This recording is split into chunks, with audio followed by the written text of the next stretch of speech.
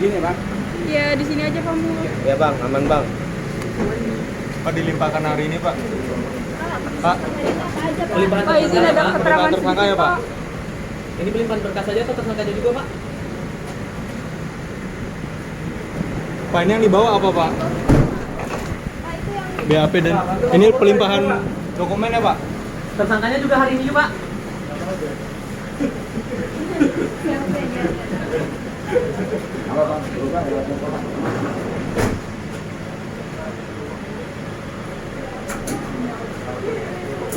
BAP ya? Apakah itu? Ya, Direktur PT Graha Buana Cikarang, Ivon Anggraini, menyatakan akan mengoptimalkan penjualan lahan industri, pengembangan proyek gudang multiguna Jababeka Beach Park, serta ekspansi residensial baru di Cikarang guna mengejar target tersebut. Pemirsa, PT Jababeka Tbk melalui anak usahanya PT Graha Buana Cikarang membidik target marketing sales senilai 1,8 triliun rupiah dari sejumlah proyek pergudangan hingga residensial. Ya, Direktur PT Graha Buana Cikarang, Ivon Anggraini, menyatakan akan mengoptimalkan penjualan lahan industri, pengembangan proyek gudang multiguna Jababeka Beach Park, serta ekspansi residensial baru di Cikarang guna mengejar target tersebut.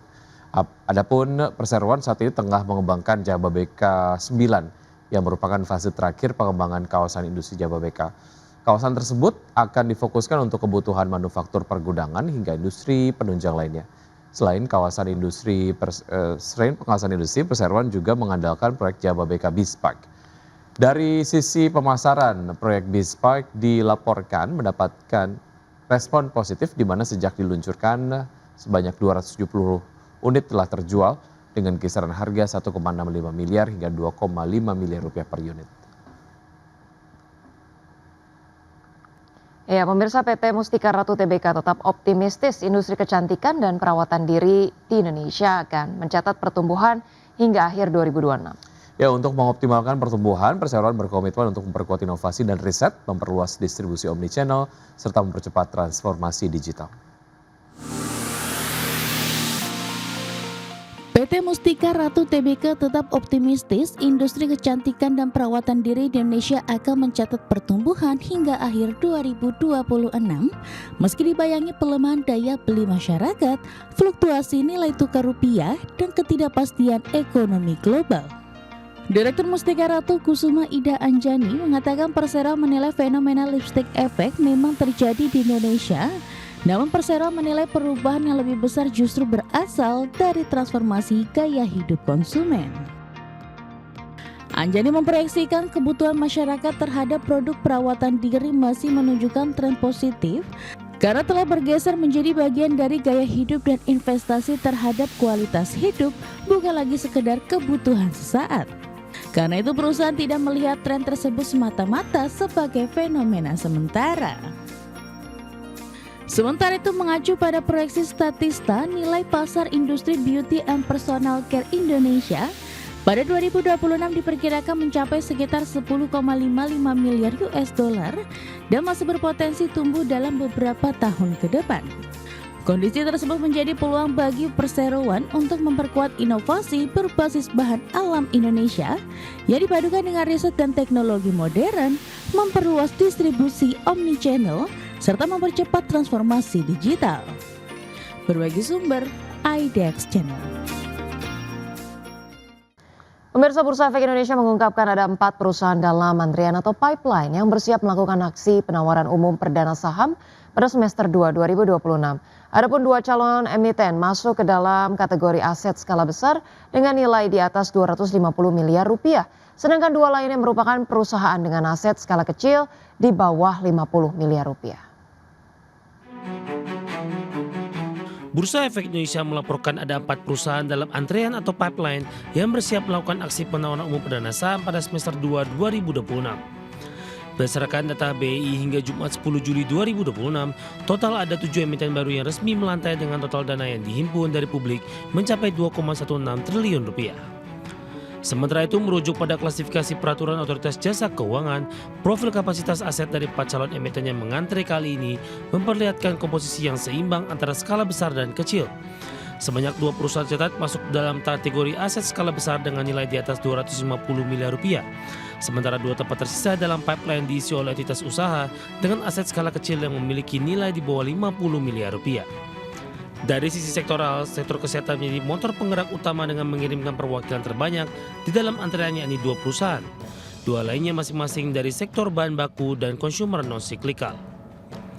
Direktur Penilaian Perusahaan BI Saidu Solihin mengatakan fokus otoritas bursa dalam pengawal IPO saham saat ini tidak hanya bertumpu pada pencapaian target kuantitatif, melainkan lebih mengutamakan kualitas fundamental calon emiten. Bursa Efek Indonesia menilai bahwa meningkatnya antrian IPO menjadi salah satu indikator yang menunjukkan bahwa pasar modal Indonesia tetap menjadi alternatif pendanaan yang menarik bagi dunia usaha. Namun demikian, pipeline bersifat dinamis karena setiap perusahaan memiliki kesiapan dan waktu yang berbeda dalam menentukan momentum pencatatannya. BI memastikan akan terus melakukan edukasi, pendampingan dan komunikasi dengan calon emiten beserta para pemangku kepentingan agar semakin banyak perusahaan yang siap memanfaatkan pasar modal. Berbagai sumber ada X Channel. Pemirsa, harga minyak melambung lebih dari 9% pada perdagangan Senin dan mencapai level tertinggi dalam 1 bulan. Setelah muncul kabar bahwa blokade laut Amerika yang mulai berlaku pada Selasa 14 Juli akan mencakup seluruh garis pantai, pelabuhan, terminal minyak Iran, serta seluruh kapal tanpa memandang bendera yang digunakan. Kebijakan tersebut kembali memicu kekhawatiran terhadap kelancaran pengiriman energi melalui Selat Hormuz. Kami update pemirsa informasinya untuk minyak mentah berjangka Brent ditutup melonjak 9,59% ke level 83,3 dolar per barrel. Kemudian minyak mentah berjangka West Texas Intermediate melesat 9,42% menjadi 78,14 dolar per barrel. Sebelumnya Presiden Donald Trump mengumumkan negaranya akan kembali menerapkan blokade laut terhadap Iran dan mengenakan pungutan sebesar 20% atas seluruh kargo yang dikirim melalui Selat Hormuz, menyusul kembali memanasnya aksi militer antara Washington dan Teheran. Analis menilai kebijakan tersebut ditambah serangan balasan dan berkurangnya lalu lintas kapal melalui Selat Hormuz meningkatkan kekhawatiran pasar terhadap ketersediaan pasokan minyak dalam jangka pendek. Di sisi lain, Iran menegaskan tidak akan membiarkan Amerika Serikat ikut campur dalam pengelolaan Selat Hormuz.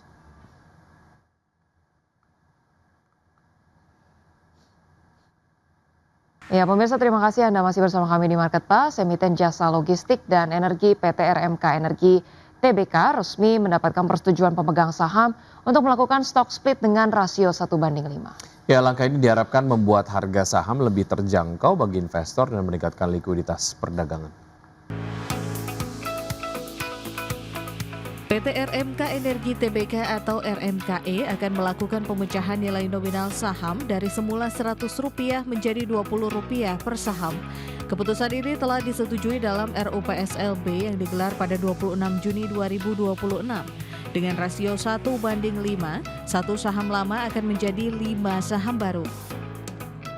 Seiring pelaksanaan stock split, jumlah saham ditempatkan dan disetor penuh perseroan meningkat dari 4,3375 miliar saham menjadi 21,875 miliar saham. Sementara total modal dasar bertambah dari 14 miliar menjadi 70 miliar saham. Manajemen menilai langkah ini akan meningkatkan akses investor retail terhadap saham perseroan.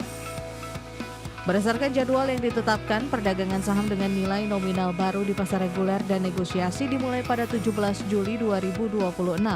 Recording date ditetapkan pada 20 Juli, sedangkan distribusi saham hasil stock split kepada pemegang saham dilaksanakan pada 21 Juli 2026. Dengan pelaksanaan ini, perseroan berharap likuiditas saham meningkat dan basis investor menjadi lebih luas. Berbagai sumber IDX Channel.